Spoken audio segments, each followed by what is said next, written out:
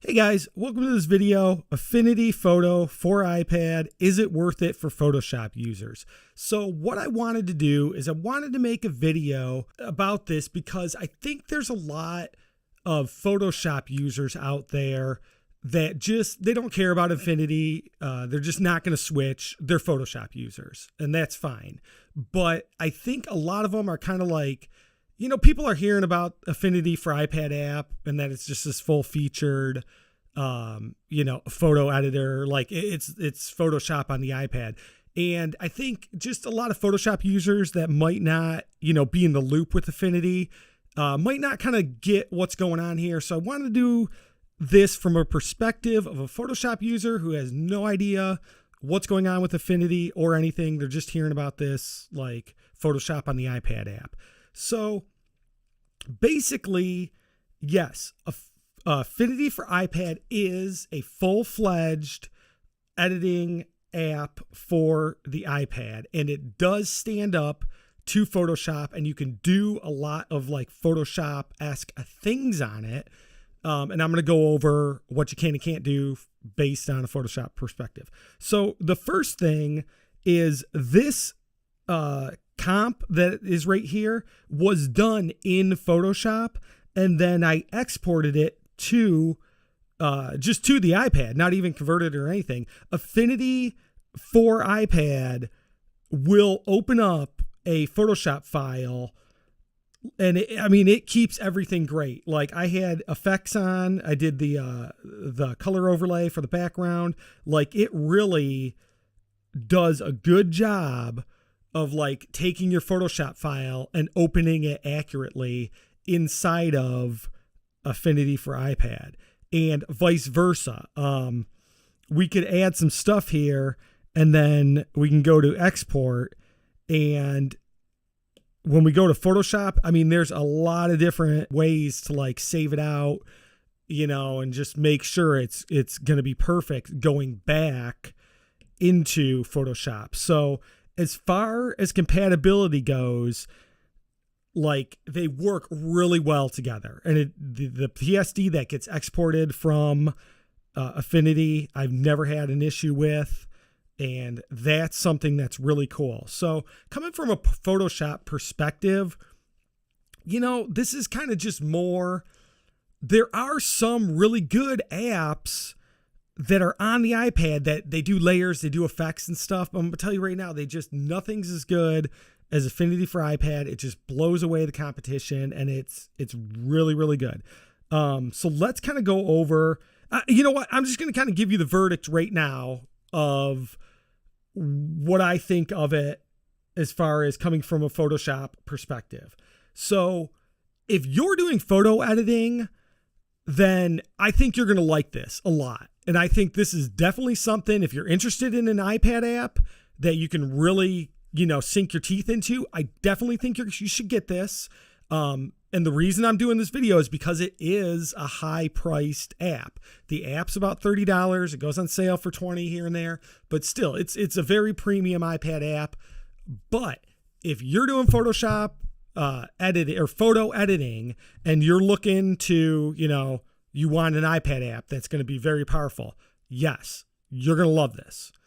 If you do graphic design on Photoshop, because Photoshop's so expansive that it's not just photo. There's a lot of graphic designers.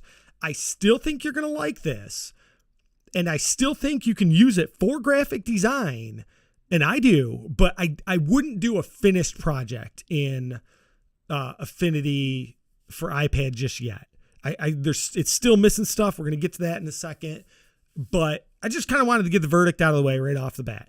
And then I wanted to say, like, Photoshop makes Adobe makes a bunch of these apps, this Photoshop Mix, Comp, they're awful. Like, and I think that's another thing, is that people that are in the Adobe world, they've seen apps like this come out, and they don't realize when the Affinity one comes out and they're hearing about it, they're thinking like, oh, it's going to be like the Photoshop, like it's going to be cool, but it's not really going to be able to do everything. And, that's the biggest misconception. And that's kind of why I wanted to make this video. So let's just really get into the pros and cons here of what's going on here. So photo editing.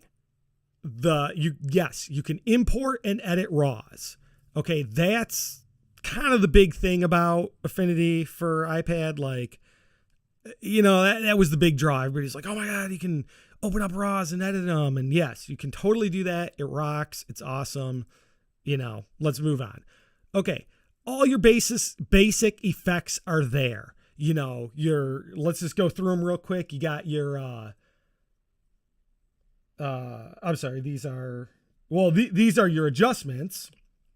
And then you got your effects, your blurs, your just pretty much the majority of stuff that's in Photoshop for your basic effects are going to be there.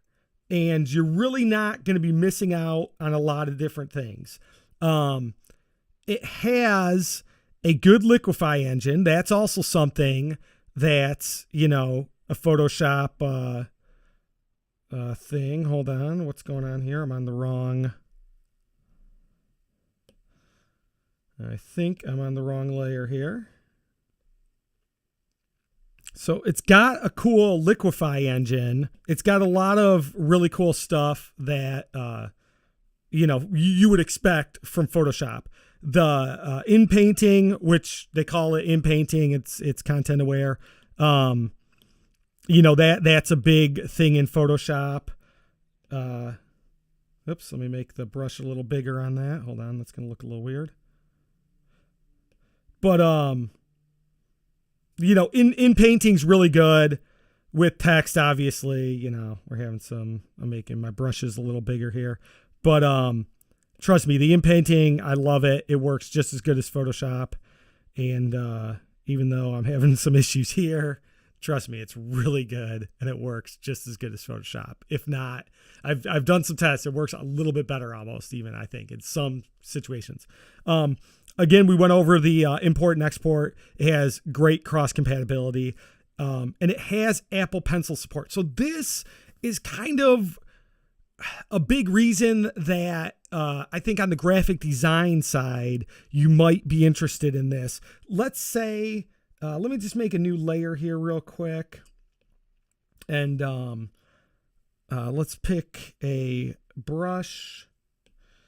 And let's just go to our basic brushes. Okay, so let's say you're just kind of coming up with ideas. You're a graphic designer and you just kind of want like, okay, here's my logo and, blah, blah, blah. I want my text here and everything. Like you can just kind of sketch stuff out with the Apple Pencil, and it's just great, man, because then you can go back into Photoshop. Like I said, you can save this out and then you're back in Photoshop and, you got an idea of what you're doing. So I think it's really cool to be able to like import, draw on it, export, and then you can kind of go back in.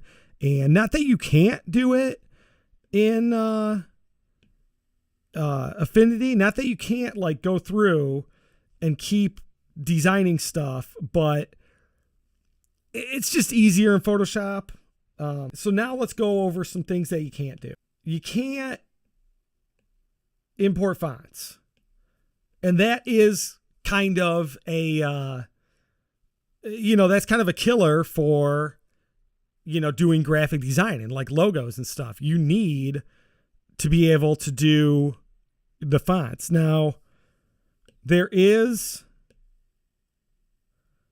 good fonts. Let's go through. I mean, you have a lot of fonts. Don't get me wrong. You're not going to be like totally screwed here, but if you got a client that wants a certain font, then you got to use that font. We can also go here. Also, on top of that, there's excellent like support for undos and history. Okay. The names are a little different, and this was totally throwing me originally. Let's go to this layer. Let's go to effects. I'm looking at this and I'm like, Jesus, I can't even do a drop, like a drop shadow. Like it took me forever. And really it's just called outer shadow. Everything, a lot of the stuff is there, but when you first start using Affinity, like some of the stuff's just named weird. Even in painting, you're so used to the content aware name that you just sometimes it gets a little weird with the name changes and stuff, but that's not a huge deal. So no 3D support at all. That sometimes it helps, especially in logo design and stuff, doing the 3D thing. No plugin support. That's also another killer for, a lot of people. And then no tab support, which what I mean by tab support is in Photoshop, you can have multiple files open and you just go up to the top and click through your files. And maybe you want to drag and drop different elements from different files. Or even have like a split window where you have two files open on your screen at the same time. There's just none of that you can do in Affinity for iPad. And, that's a big graphic design thing. And I think a lot of people are going to miss it. But other than that, you can really do a lot in this application. There's tons of videos and, tutorials, especially on my site. So definitely go through and kind of look at some, but I just wanted to make a video to kind of show the differences and what you're really getting and to see like if this is worth it for you specifically as somebody who's just into Photoshop and doesn't even care about Affinity or really know about it.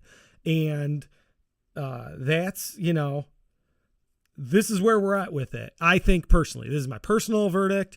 If you're a photo editor, you want to be out on the job, like kind of doing stuff, bringing in some raws and kind of doing some basic editing, you're still probably going to want to go home and, finish them on Photoshop and everything and like do the finals. But Affinity for Photo or Affinity for iPad is really going to surprise you with what you can do on an iPad, kind of, wherever you want, graphic design wise. Like I said, I think it's really good to kind of start with sketches and build up designs, but it's still got a little ways to go for finalizing stuff. So that's my review. If you do get Affinity for iPad, give me a subscribe because I got a lot of tutorials coming up. I've already got a couple. And even go through some of mine. I got some like there's a fashion one for photo editing where we use frequency separation, which that's actually a pretty advanced thing in Photoshop for photo retouching. And yeah, you can do it in Affinity for iPad. So there's a lot going on in this app. And, don't think that this is just an app. Like it is full-fledged and it's only going to get better.